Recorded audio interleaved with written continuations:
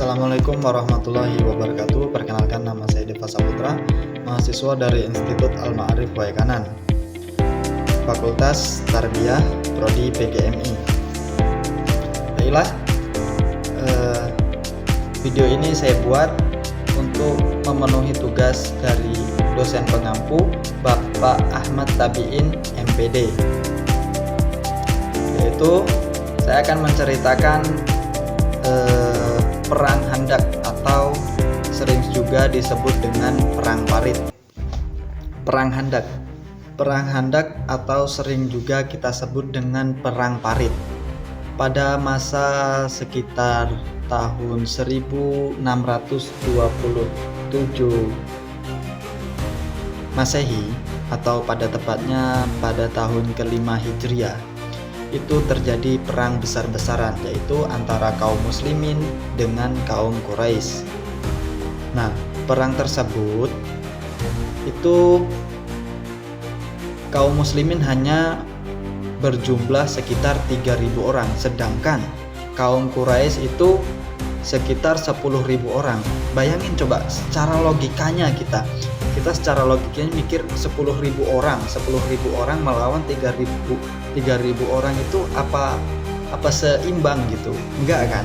Nah, kalau kita mikirnya secara logika, kita tidak akan pernah percaya kalau bahwa kaum muslimin yang berjumlah 3.000 orang itu bisa memenangkan peperangan melawan 10.000 orang.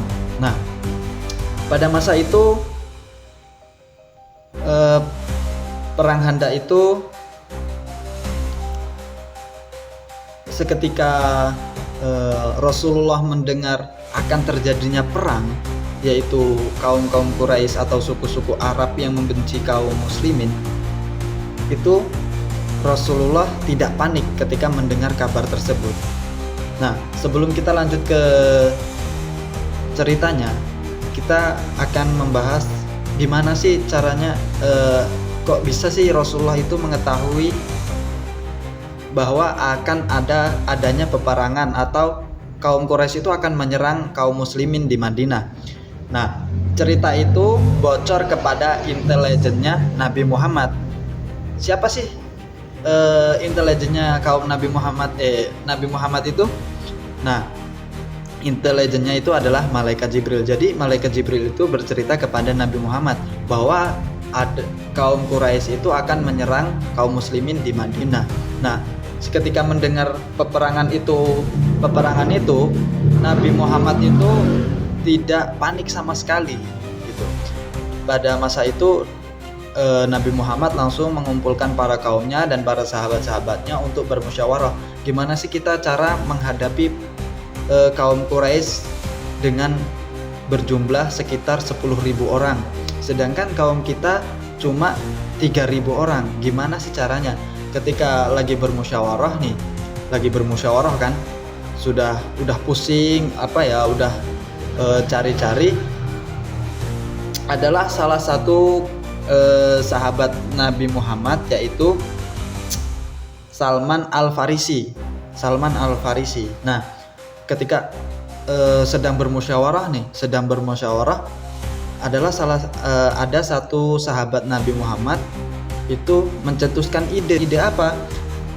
Mengusulkan ide, wahai Rasulullah, di negeri saya, Persia, jika ada peperangan, kami membuat parit di sekeliling kota agar musuh tidak bisa masuk. Nah, Rasulullah, ketika Salman Al-Farisi itu mencetuskan idenya tadi, Rasulullah langsung berpikir, wah, ide bagus. Kita belum pernah melakukan hal tersebut dalam beberapa peperangan yang lalu. Nah, Rasulullah sangat menyukai ide tersebut. Nah, beliau segera mengajak sahabat dan kaum-kaumnya, kaum sekitar 3.000 orang itu, untuk menggali parit, untuk menjalankan ide yang sudah dicetuskan Salman Al-Farisi tadi. Nah, jadi ketika itu Rasulullah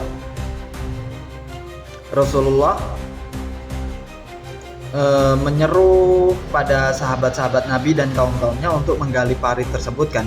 Meskipun pada masa itu tuh cuacanya dingin dan disertai dengan perut lapar, tetapi mereka tetap semangat bekerja.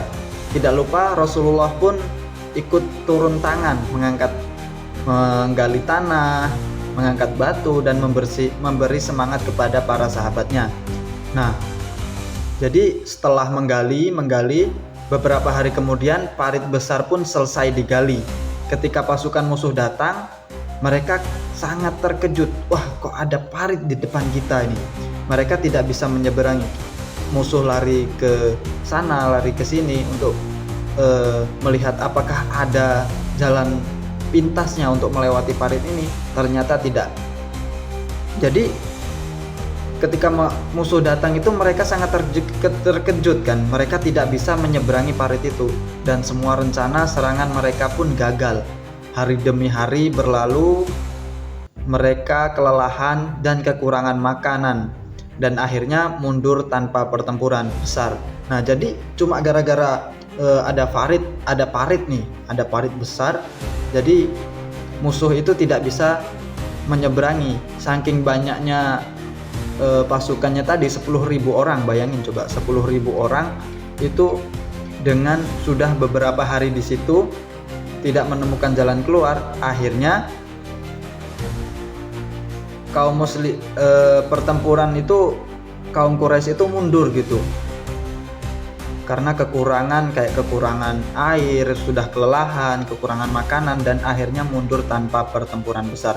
Nah, jadi cerita ini tuh dalam perang Khandaq ini tidak terjadi peperangan besar. Karena apa? Karena ide dari Salman Al-Farisi tadi.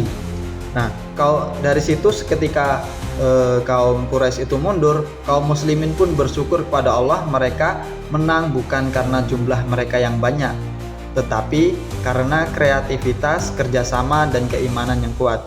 Perang Khandaq mengajarkan jadi perang Khandaq ini kita mengajarkan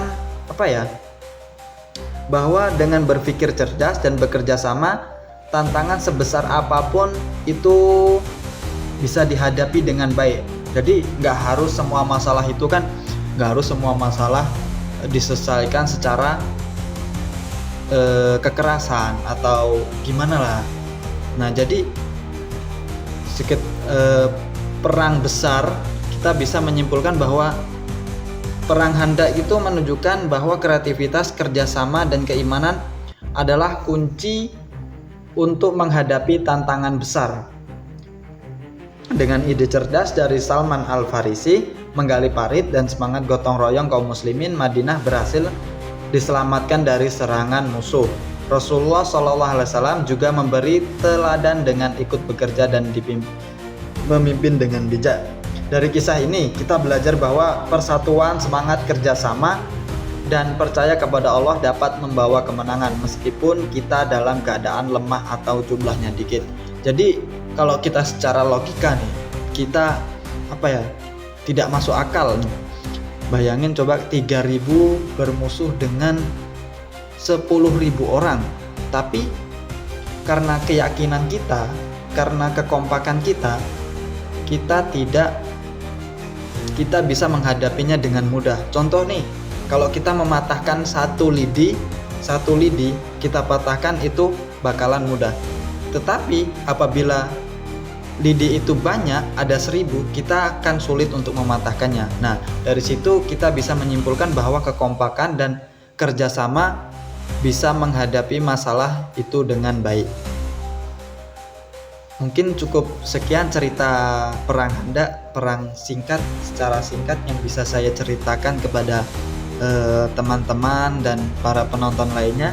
Apabila masih ada kekurangan, saya mohon maaf gitu. Mohon maaf kepada Allah, saya mohon ampun. Saya akhiru kalam, ihdinas siratal mustaqim. Wassalamualaikum warahmatullahi wabarakatuh. Bye.